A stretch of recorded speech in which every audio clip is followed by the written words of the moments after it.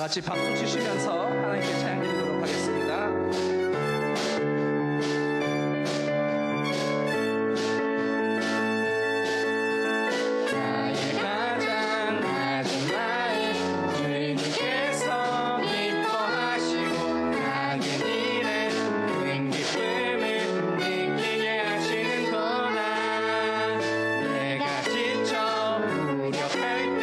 주님 내게 힘이 되시고 아름다운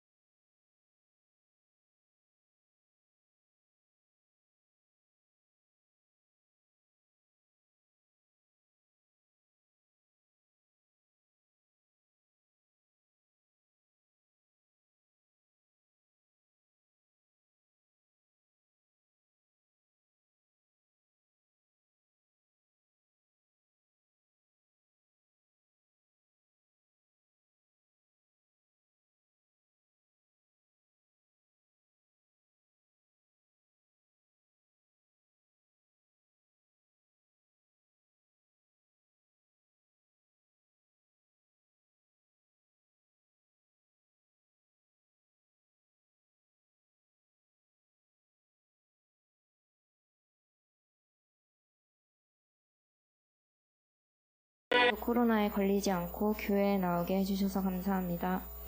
오늘 부른 찬양과 곧 해주실 목사님 설교를 듣고 하나님과 더 가까워지는 저희 되게 해주세요.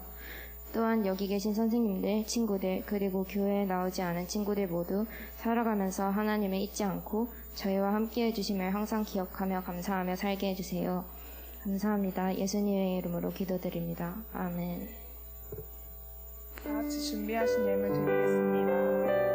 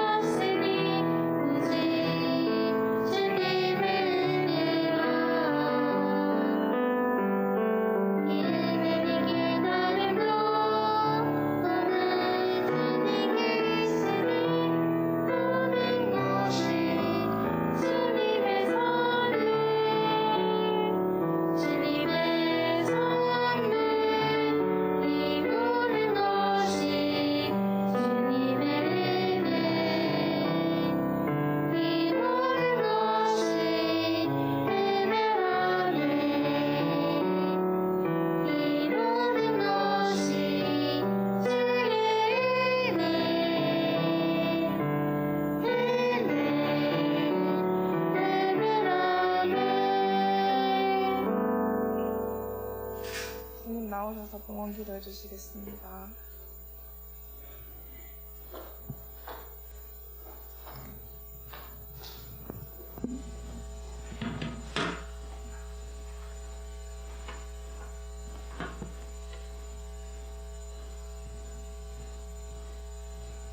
기도하겠습니다. 사랑의 하나님, 오늘도 주의를 허락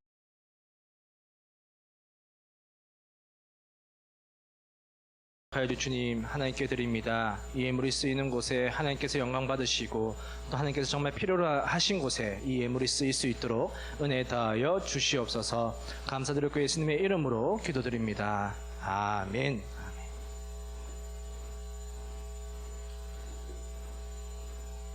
네, 오늘 말씀은 시편 66편 10절에서 17절까지 말씀입니다.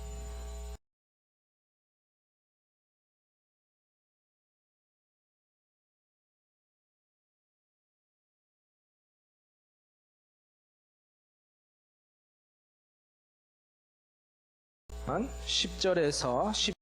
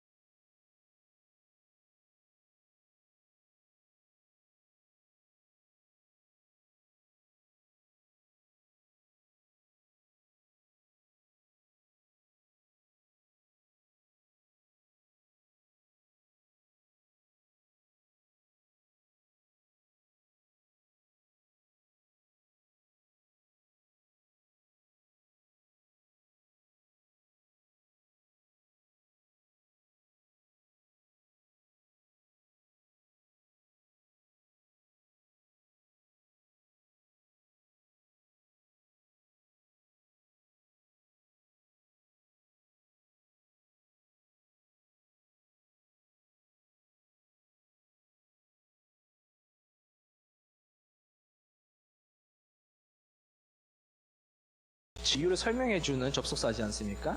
그래서 이제 우리가 9절 말씀을 좀 먼저 한번 살펴봐야 하는데 9절 말씀 한번 살펴보도록 하겠습니다. 오늘 본문 9절 말씀 같이 읽겠습니다. 시작. 그는 우리 영혼을 살려두시고 우리의 실족함을 허락하지 아니하시는 주시로다. 아멘. 무슨 말이냐? 우리는 살아가다 보면 어려움을 겪습니다. 힘든 일을 겪어요. 한 시간 동안 울 만큼 어려운 일을 겪을 때가 있습니다. 그러니까 남한테 또 말도 못할 그런 아픔을 우리는 가지고 살아갈 때가 있습니다. 하나님을 믿는다고 해서 고난, 어려움, 아픔 안 찾아오는 게 아니에요. 반드시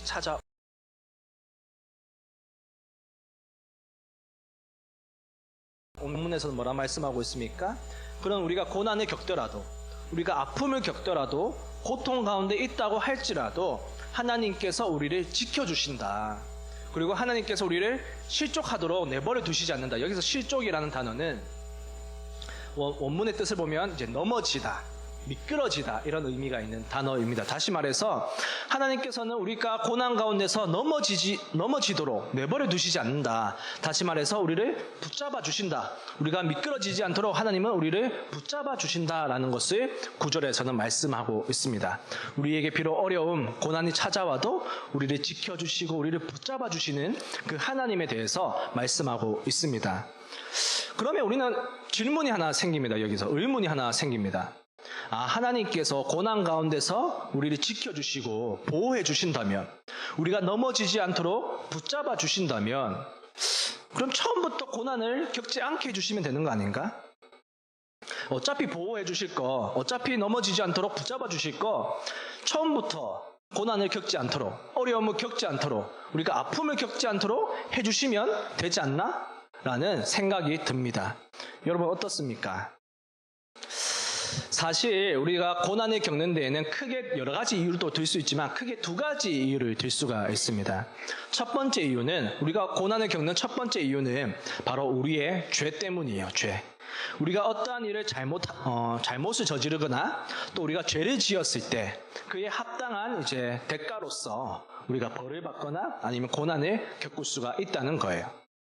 성경에서 여러 가지 예를 들 수 있겠지만 대표적으로 이 다윗을 예로 들 수 있습니다. 다윗은 이 우리아의 아내인 밧세바를 탐했습니다. 그리고 다윗은 밧세바를 자기가 가지기를 원했습니다. 그래서 이 밧세바를 범한 뒤에 다윗은 자신의 죄를 덮기 위해서 우리아를 죽일 계획을 합니다. 그래서 이 우리아를 전쟁의 제일 앞쪽으로 최전방으로 보냄으로써 우리아를 죽게 만들고 이제 과부가 된 이 밧세바를 자신의 아내로 맞아들입니다. 어떻습니까, 여러분? 이게 하나님께서 기뻐하실까요? 아니면 하나님께서 악하게 보셨을까요? 다윗을 악하게 보셨습니다. 다윗이 죄를 저지른 것입니다. 그로 인해서 다윗은 이 밧세바와 사이에서 낳은 첫 번째 아들을 이제 죽게 되는, 자신의 아들이 죽는 이 심판을 하나님으로부터 받게 됩니다. 목사님도 아직 자녀가 없지만 자녀를 먼저 보낸다는 심정, 그것을 겪는 것은 사실은 인간으로서 겪는 가장 큰 아픔, 고난이라고 볼 수가 있습니다. 근데 다윗이 그러한 왜 고난을 겪게 되었습니까? 바로 자신의 죄 때문이었다는 거예요. 이처럼 우리는 살아가면서 고난을 겪을 때가 있는데 첫 번째 이유가 바로 우리의 죄 때문에 우리는 고난을 겪을 수가 있다는 것입니다. 그리고 두 번째 큰 이유는 바로 하나님께서 우리를 성장시키기 위해서, 우리를 성숙하게 하시기 위해서 이 고난을 사용하신다는 거예요. 우리는 살아가다 보면 내가 뭔가 잘못을 저지르지 않았는데, 분명히 또 내가 뭔가 죄를 지은 것이 아닌데 우리에게 어려움과 또 힘든 일들이 찾아올 때가 있습니다. 도무지 그것이 나에게 왜 찾아오는지 이해가 되지 않을 때가 있습니다. 성경에서 예로 들면 우리가 지난주에 말씀을 나눈 이 욥을 예로 들 수가 있을 겁니다. 욥은 하나님 앞에서 죄를 짓지 않았습니다. 잘못을 저지르지 않았습니다. 오히려 하나님께 온전하고 정직하며 하나님을 경외하고 악에서 떠난 자다라는 이 평가를 받았던 인물입니다. 그런데 하루아침에 자신의 모든 재산을 다 잃게 되고, 또 하루아침에 자신이 사랑하는 그 아들, 딸들, 자녀들을 다 죽는 그런 정말 말도 안 되는 그런 경험을 하게 됩니다. 정말 인간으로서 겪을 수 없는 정말 가장 큰 그런 고난에 빠지게 되는 것이죠. 그런데 우리가 욥기서를 보면은 욥기가 그렇게 욥이 고난을 당했다, 그런 어려움을 당했다라고 끝을 맺지 않습니다. 욥기 마지막이 어떻게 되었습니까? 욥은 그러한 고난을 통해서 하나님을 더욱더 자세하게, 구체적으로, 제대로 알게 되었고, 그뿐만 아니라 이웃을 진정으로 사랑하는, 이웃과 진정으로 화목을 이루는 사람으로 되었다고 성경은 기록하고 있습니다. 욥기서는 그렇게 끝맺고 있습니다. 다시 말해서 무슨 말이겠습니까? 하나님께서 이 욥에게 이 고난을 통해서 욥이 한 단계 더 업그레이드되는, 한 단계 더 성숙한 그리스도인이 될 수 있도록 이 고난을 사용하셨다는 것입니다. 이처럼 크게 두 가지 이유로 우리는 고난을 당한다고 볼 수 있는데, 그래서 오늘 본문 10절에서도 이렇게 말씀하고 있습니다. 10절 말씀 한번 또 같이 읽어보겠습니다. 시작. 하나님이여 주께서 우리를 시험하시되 우리를 단련하시기를 은을 단련함 같이 하셨으며. 아멘. 뭐라고 말씀하고 있습니까? 하나님께서 우리를 시험하시고 또 때로는 단련하시는데 무엇이 되게 하기 위해서 그렇게 단련하신다는 거예요? 은처럼. 다시 말해서 금처럼, 금과 은처럼 만드시기 위해서 우리를 단련하신다는 거예요. 우리에게 때로는 고난을 주신다고 얘기를 하고 있습니다. 아까도 얘기했죠. 10절 앞에 왜냐하면이 적혀 있었다고 얘기했습니다. 그러니까 하나님께서 우리를 고난 중에서 왜 붙잡아 주시고 왜 보호해 주시냐? 왜냐하면 하나님은 우리를 은과 또 금같이 만들게 하기 위해서, 한 단계 더 업그레이드된 그리스도인으로 만드시기 위해서 우리에게 그렇게 고난을 허락하여 주시고 또 붙잡아 주신다, 보호해 주신다라는 것을 얘기하고 있는 것입니다. 다시 말해서 하나님의 목적은 무엇이라는 거예요? 하나님의 목적이 고난을 주기 위함이라는 겁니까? 아니라는 거예요. 하나님의 목적은 죄로 인한 고통이면 회복에, 만약에 또 내가 죄로 인한 고통이 아니라면 성장을 시키는데 그 목적이 있다는 것입니다. 하나님의 목적은 고통과 고난이 아닌 바로 회복과 성장에 있다는 것을 말씀하고 있는 것입니다. 그렇게 우리를 단련시키고 훈련시킴으로써 우리가 금과 같은, 은과 같은 사람이 되게 하시기 위해서 그렇게 훈련하신다는 거예요. 그리고 이어서 11절 말씀에서는 그러면 어떻게 우리를 훈련시키시는가, 그 방식에 대해서 말씀하고 있는데요. 11절 말씀 한번 같이 읽어보겠습니다. 시작. 우리를 끌어 그물에 걸리게 하시며 어려운 짐을 우리 허리에 메어 두셨으며. 아멘. 뭐라고 말씀하고 있습니까? 그물을 끌어서 우리가 걸리게 하시고 또 우리 허리에 이 어려움이라는, 고난이라는 이 짐을 메어 두셨다라고 얘기를 하고 있습니다. 얼마 전까지 여러분 올림픽 봤죠? 올림픽. 재밌게 봤습니까? 물론 속이 터지는 장면도 있었고 화가 나는 그런 장면도 물론 있었지만, 축구, 야구 같은 거 보면 이제 화가 막 여기까지 나가지고 채널을 돌리고 이랬던 기억이 있는데, 하지만 또 재미와 감동을 주는 그런 장면들도 있었습니다. 이런 올림픽 기간을 보면은 올림픽 선수들이 이 올림픽을 어떻게 준비했는지, 어떻게 훈련했는지 한 번씩 보여줄 때가 있는데요. 보면 이런 장면 본 적 있는지 모르겠습니다. 이 선수들이 허리에 타이어를 메고 막 열심히 막 뛰는 장면, 아니면 뭐 해변가에서 이 타이어를 메고 막 열심히 뛰는 이런 훈련하는 모습을 본 적이 있는지 모르겠습니다. 그 훈련을 하면 아무리 건강한 사람도, 아무리 체력이 좋은 사람도, 아무리 힘이 좋은 사람도 정말 막 힘들어서 훈련이 끝나면 막 그 자리에서 드러눕는 이런 것을 본 적이 있습니다. 그리고 선수들이 이렇게 말하더라고요. 진짜 너무 힘들어서 심장이 입 밖으로 튀어나오는 것 같다. 또 어떤 선수는 이 해변까지 달리는데 옆에 도로에 그냥 차에 뛰어들고 싶었다. 다시 말해서 이 죽고 싶을 만큼 너무 훈련이 힘들었다는 것을 이렇게 인터뷰하는 것을 본 적이 있습니다. 그런데 선수들이 왜 그렇게 허리에 타이어를 메고 그렇게 열심히 뜁니까? 왜 그렇게 열심히 훈련을 합니까? 한 단계 더 좋은 선수가 되기 위해서, 내가 한 단계 더 업그레이드된 선수가 되어서 메달을 따기 위해서 그렇게 열심히 훈련을 한다는 거예요.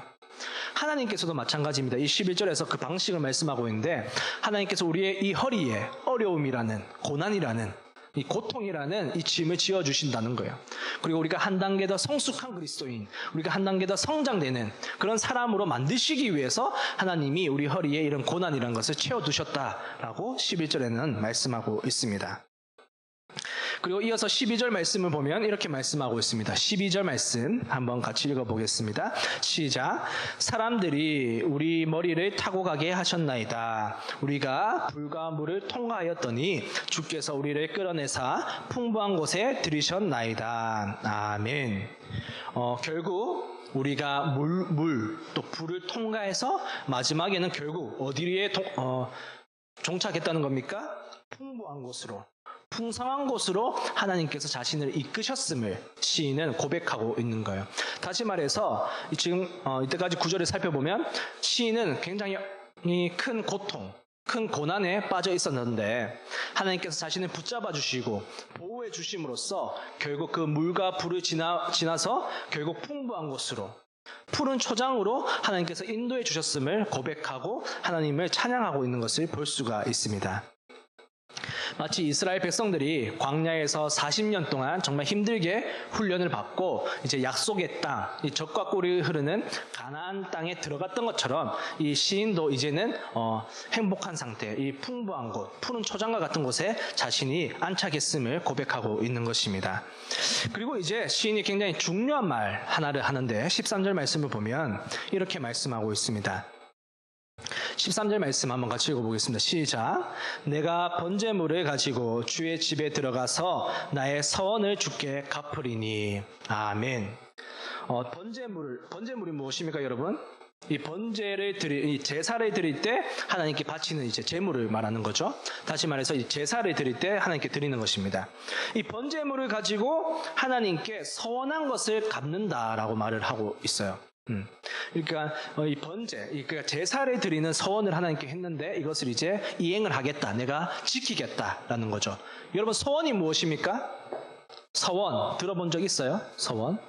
쉽게 얘기하면 하나님과의 약속을 말합니다. 서원이라는 것은 하나님, 제가 이렇게 하겠습니다. 하나님, 제가 찬양팀을 하겠습니다. 이렇게 약속을 한 것을 서원이라고 얘기를 합니다. 또 이제 조건적인 이런 서원도 있어요. 하나님께서 저에게 이렇게 해주시면 제가 이렇게 또 하겠습니다. 라는 이제 조건부적인 또 서원을 우리는 또 많이 하기도 합니다. 여러분, 이런 조건부적인 이런 서원 해본 적 있습니까? 목사님은 여러분 나이 때 굉장히 많이 했었는데, 목사님, 저 예쁜 여자가 저를 좋아하게 해주시면 제가 이렇게 하겠습니다. 이런 식으로. 저만 이상한 사람이죠. 하여튼 그런 조건부적인 서원이 있습니다. 여러분, 하나님과 한 이 약속 꼭 지켜야 될까요? 아니면 안 지켜도 될까요? 어떻게 생각합니까? 서원은 반드시 지켜야 된다. 아니면 안 지켜도 된다. 반드시 지켜야 된다라고 생각하시는 분? 손 들어볼까요? 그러면 안 지켜도 된다. 그 약속을 원래 깨라고 있는 거 아닌가. 그래도 없네요. 네. 이 하나님과 한 약속은 반드시 지켜야 돼요. 반드시. 사람은 이 약속을 까먹을지언정 하나님은 까먹지 않으십니다. 다 기억하고 계세요. 10년이 지나도 20년이 지나도 내가 어렸을 때 한 그 서원의 고백을 하나님께서는 지키시기를 원하십니다. 그것이 하나님이십니다. 그런데 딱 한 가지 예외가 있습니다. 하나님과 한 이 서원을 지키지 않아도 되는 딱 한 가지 예외가 있는데, 바로 나의 배우자가 반대할 경우에는 이 서원을 지키지 않아도 됩니다. 예를 들어서 목사님이 이제 결혼을 했다고 칩시다. 할렐루야. 네. 감사합니다. 생각보다 반응이 좋네요. 네. 결혼했을 때 만약에 목사님이 기도한 가운데 하나님, 너무 감사하다고 생각해서 제가 1억 원을 교회에 헌금하겠습니다 라고 목사님이 만약에 약속을 했어요. 서원을 했어요. 근데 만약에 목사님의 아내가 그것을 반대한다면 지키지 않아도 되는 이런 이제 예외적인 상황이 있다는 거죠.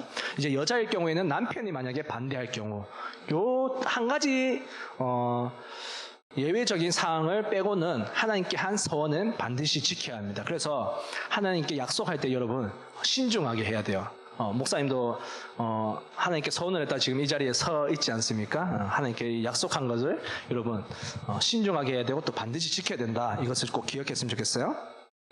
그래서 오늘 본문에 보면 이 시인은 하나님께 제사를 드리겠다는 이 서원을 했던 것 같아요. 하나님, 제가 하나님께 예배하겠습니다. 하나님을 예배하겠습니다. 하나님께 제사를 드리겠습니다. 라는 서원을 했고, 그 서원을 지금 갖겠다고 말씀을 하고 있는 거죠.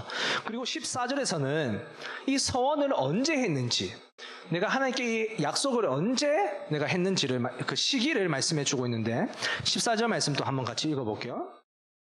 같이 읽어보겠습니다. 시작.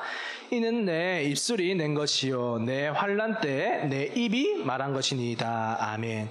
언제 서원을 했다고 얘기하고 있습니까? 환난 때. 다시 말해서 내가 고통 중에 있을 때, 내가 고난 가운데 있을 때 하나님께 하나님 제가 제사를 드리겠습니다. 하나님께 예배를 드리겠습니다라고 서원을 했다는 것입니다. 다시 말해서 고통 가운데 있을 때 하나님을 예배하고 하나님께 제사를 드리겠다, 이렇게 시인은 고백을 하고 있고, 오늘 본문은 마지막으로 그것을 하나님께 지키고 또 하나님을 찬양하는 것으로 오늘 본문은 마치고 있습니다. 우리가 오늘 본문 말씀 속에서 이제 시인을 바라보면서 눈여겨볼 점이 있습니다. 눈여겨볼 시인의 태도가 두 가지가 있는데요. 오늘 본문에서 우리가 눈여겨볼 시인의 태도, 첫 번째는 바로 고난 가운데 있지만 이 시인은 하나님께 집중하고 있다는 점이에요. 내가 어려움, 나에게 진짜 힘듦, 또 아픔, 남에게 정말 가장 친한 친구에게도 말 못할 그런 힘든 가운데 신음하고 있지만, 그때 나의 고난, 나의 고통, 내가 처한 지금 상황을 바라보는 것이 아니라 눈을 들어서 하늘에 계신 하나님을 바라보고 있다는 거예요. 하나님께서 이 고난을 통해서 나를 성장시키실 거야. 하나님께서 나를 지켜주시고 내가 넘어지지 않도록 붙들어 주실 거야 라는 이 믿음을 가지고 고난 가운데서도 끝까지 하나님께 집중하고 하나님을 바라보고 있다는 이 태도를 우리는 오늘 본문에서 볼 수가 있습니다.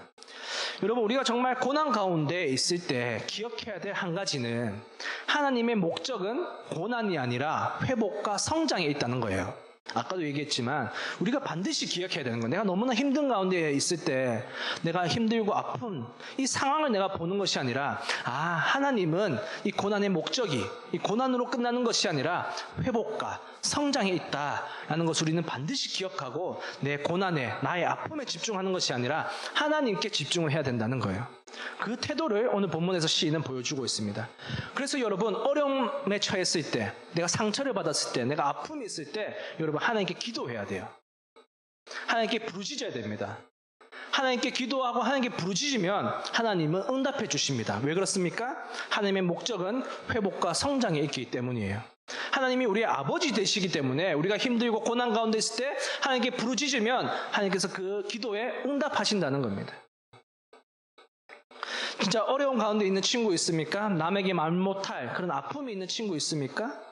기도하셔야 되는 거예요. 하나님께 부르짖어야 된다는 겁니다. 하나님께 부르짖고 기도할 때 하나님께서 응답해 주신다는 겁니다. 왜냐하면 하나님께서는 우리의 아버지 되시고 사랑의 하나님이시기 때문에 응답하여 주시고 우리를 그 고난에서 건져내셔서 우리를 회복시켜 주시고 우리를 한 단계 더 성장시키시는 그런 하나님이시기 때문에 우리는 하나님께 기도해야 합니다. 오늘 본문에서 이제 또 눈여겨봐야 할 시인의 두 번째 태도는 고난이 끝난 후에도 고난이 끝난 후에 하나님께 한 이 서원을 지키고 있는 모습입니다. 우리나라 말에 이런 말이 있죠. 화장실 들어갈 때와 나올 때 다르다. 다시 말해서 사람이란 게 이 환경과 상황에 따라서 마음이 계속 바뀐다는 거예요. 우리가 갈급할 때, 우리가 힘들 때, 정말 우리가 다급할 때는 하나님을 찾고 하나님께서 이 고난에서 우리를 건져주시면, 내가 이 아픔이 끝나기만 하면은 하나님 제가 이렇게 하겠습니다. 주일날 교회 안 빠질게요.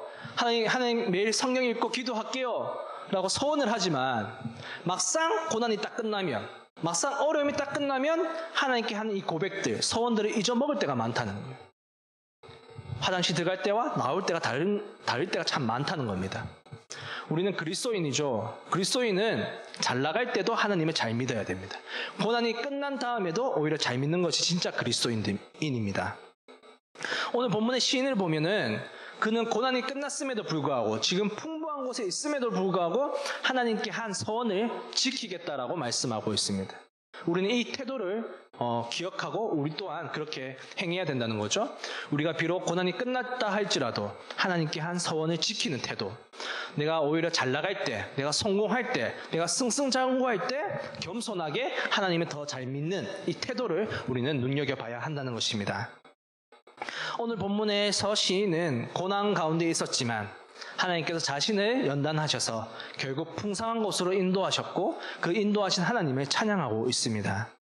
우리 청소년 사역부 여러분들도 삶 속에서 어려움을 만났을 때, 그리고 그 어려움, 그 고통에 집중하는 것이 아니라, 그것을 바라보는 것이 아니라 하늘에 계신 하나님을 바라보고 하나님께 집중함으로써 그 고난을 잘 이겨내서 그리스도의 장성한 분량까지 성장하는 저와 여러분이 되기를 주님의 이름으로 축원합니다. 기도하겠습니다. 사랑의 하나님 감사드립니다. 오늘도 주의를 허락하여 주시고 이렇게 하나님께 나와서 하나님께 예배드리게 하심을 감사드립니다.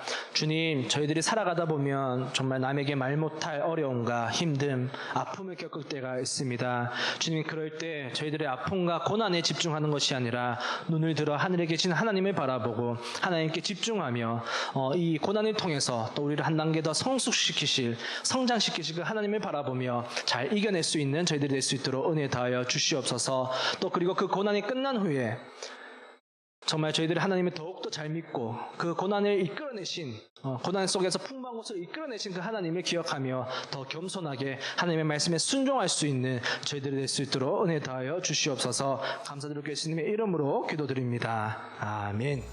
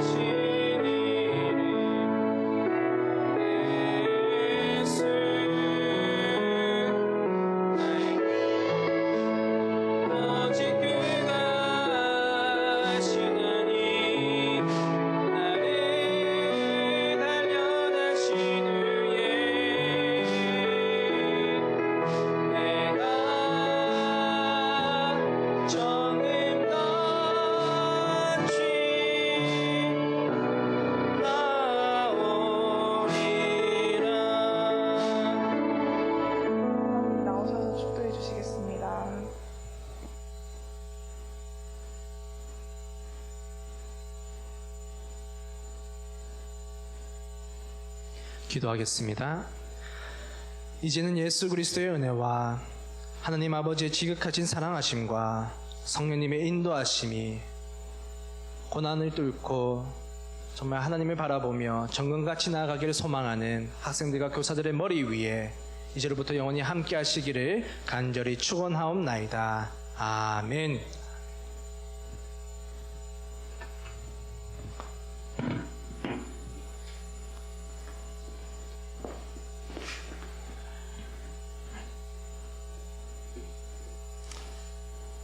반갑습니다. 잘 지냈어요? 소리가 안 들리네. 잘 지냈어요? 네. 아, 예, 다행이시네. 자, 광고 말씀해 주십시오. 매일 큐티하고 기도하는 생활을 합시다. 예. 그리고 예배 시간 11시니까 잘 지켜서 와주세요. 그리고 찬양팀 계속 모집하고 있는데 하고 싶으신 분은 말씀해 주세요. 다음 주 기도는 최미솔 학생입니다. 네. 준비해와 주세요. 패겠다. 그리고 8월 암송 구절이 있습니다. 이사야 53장 5절인데 다들 한 번씩 외워봅시다. 한번 시켜보세요. 어... 이거 암송하시는 친구 있어요? 혹시? 없으면 우리 회장님 시킨다는데. 빨리 손 들어보세요. 손 안 들으면 막 시킨답니다. 없어요? 네, 회장님 추천해 주세요. 동생 시키지 말고. 예. 고은이. 아, 동생 시키지 말고 동생 친구 시키네. 고은이 외울 수 있겠어요? 잘 못 외웠어요? 못 외운다는데?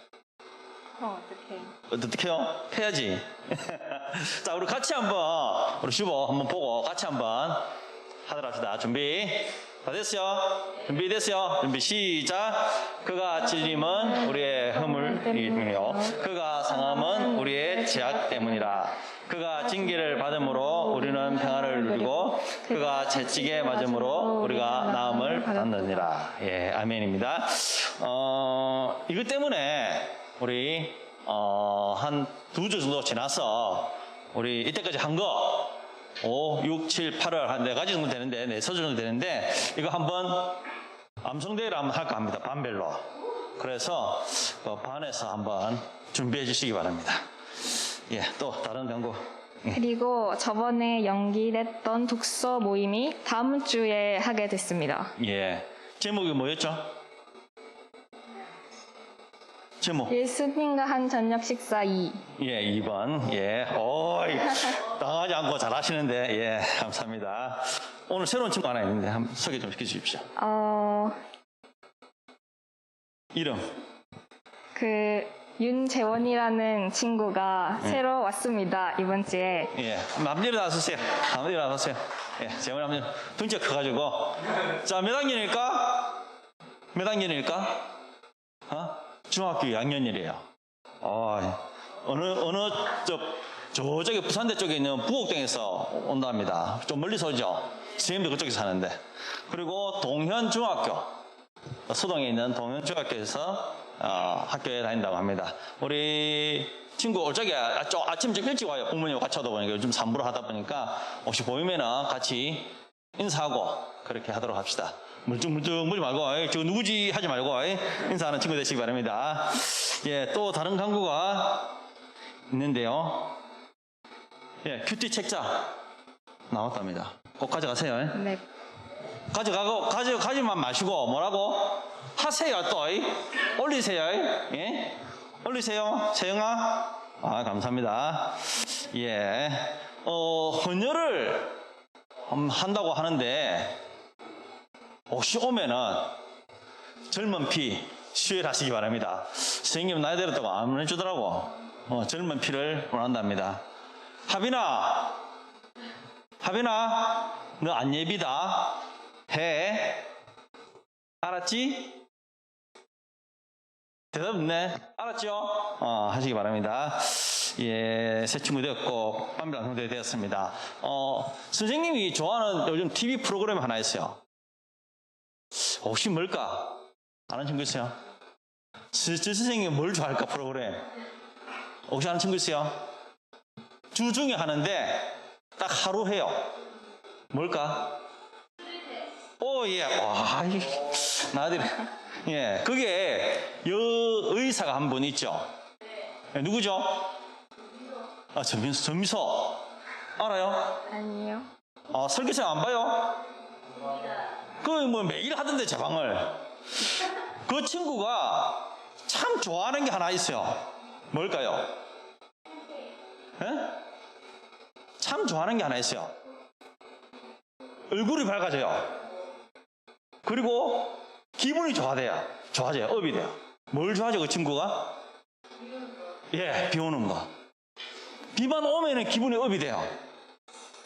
여러분도 혹시 예수님 때문에 기분이 업이 됩니까? 혹시 찬양 소리만 들어도 기분이 업이 됩니까? 말씀만 들어도 업이 돼요? 여러분들이 예수님과 관련된 것 때문에 기분이 업이 되는 그런 생활이 되었으면 좋겠어요. 혹시 8월에 예수님이 쓱 한번 왔습니까? 쓱 한번 왔어요? 여러분들이 혹시 못 왔다면 며칠 안 남았어요. 예수님을 만나서 기분이 업되는 그런 여러분이 되었으면 좋겠습니다. 감사합니다. 각 판별로 공부 시작하도록 하겠습니다.